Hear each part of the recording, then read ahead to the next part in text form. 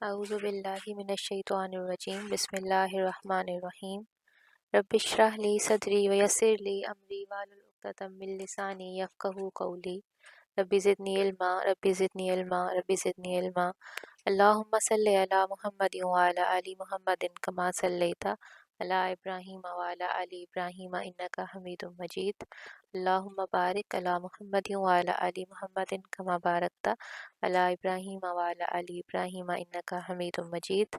السلام علیکم ورحمۃ اللہ وبرکاتہ۔ امید ہے کہ آپ سب لوگ خیریت سے ہوں گے۔ آج ہم انشاءاللہ سورۃ البقرہ کو سٹارٹ کریں گے۔ سورۃ البقرہ کے اگر ہم سب سے پہلے فضائل دیکھ لیں تو اس میں جو ہے بہت سارے فضائل ہمیں اس کے ملتے ہیں، اور احادیث سے بھی اس کی بہت ساری اہمیت کا جو ہے وہ ہمیں پتہ چلتا ہے۔ اس طرح آپ صلی اللہ علیہ وآلہ وسلم نے فرمایا ہے کہ جس گھر میں بھی سورۃ البقرہ پڑھی جاتی ہے وہاں پر شیطان داخل نہیں ہو سکتا۔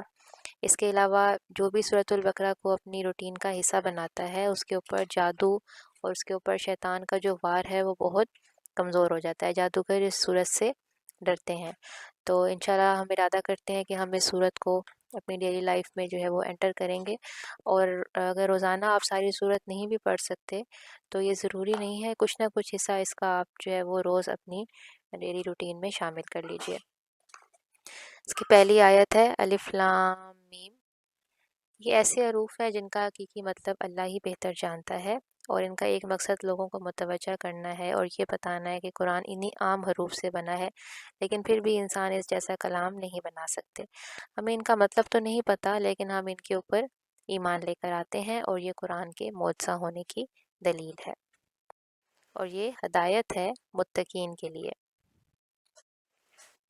ذالک الکتاب یعنی اس سے مراد قرآن پاک ہے۔ ذالکہ عظمت ظاہر کرنے کے لیے استعمال ہوا ہے، یعنی کہ یہ عظمت والی کتاب ہے۔ لا ریب فی، اس میں کوئی شک نہیں۔ دیکھیں ہم دنیا میں کبھی کوئی کتاب پڑھتے ہیں تو اس کتاب کے شروع میں جو ہے وہ کیا لکھا ہوا ہوتا ہے کہ اس کتاب میں جو ہے وہ غلطی ہو سکتی ہے، یہ مکمل کتاب نہیں ہے۔ لیکن دیکھیں قرآن پاک کے سٹارٹ میں ہی اللہ پاک فرما رہے ہیں کہ یہ وہ کتاب ہے جس میں کوئی شک نہیں ہے، کیونکہ یہ رب العالمین کی طرف سے ہے اور اس میں کوئی غلطی ہونے کا امکان ہو ہی نہیں سکتا۔ اس لیے اللہ تعالیٰ نے کلیئرلی فرما دیا ہے کہ لا ریب فی، اس میں کوئی شک نہیں ہے۔ ہدی للمتقین، یہ پرہیزگاروں کے لیے ہدایت ہے۔ تو ہم نے سورۃ الفاتحہ میں جو ہے وہ اللہ تعالیٰ سے دعا مانگی تھی کہ اہدنا الصراط المستقیم، ہمیں سیدھا رستہ دکھا دیجئے، ہمیں ہدایت دے دیجئے۔ تو اب سورۃ البقرہ کی آیت نمبر 2 میں ہی اللہ تعالیٰ ہمیں اس کا جواب دے رہے ہیں کہ یہ کتاب جو ہے یہ ہدایت ہے، لیکن یہ کس کے لیے ہدایت ہے؟ یہ متقین کے لیے ہدایت ہے۔ متقین کون ہوتے ہیں؟ ان کو اللہ تعالیٰ نیکسٹ آیات میں ایکسپلین کرتے ہیں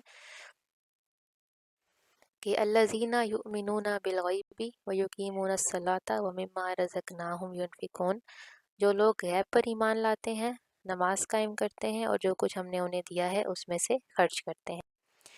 تو ایمان بالغیب متقین کی سب سے پہلی کوالٹی ہے، یعنی غیب کی چیزوں پر ایمان لانا، وہ چیزیں جو ہمیں نظر نہیں آتی، جیسے اللہ، فرشتے، جنت، جہنم، قیامت، یہ سب چیزیں نظر نہیں آتی لیکن اس پر متقین ایمان رکھتے ہیں، اور متقی لوگ بغیر دیکھے اللہ پر ایمان رکھتے ہیں۔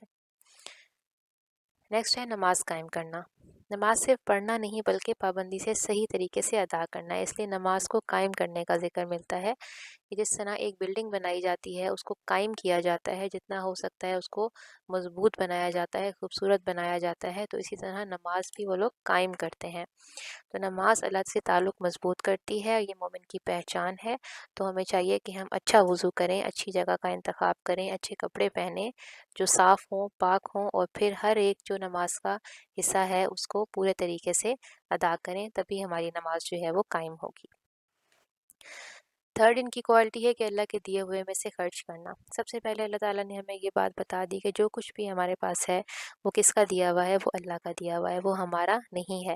اس لیے اللہ نے کہا اللہ کے دیے ہوئے میں سے خرچ کرتے ہیں، جو ہم نے انہیں رزق دیا ہے اس میں سے خرچ کرتے ہیں۔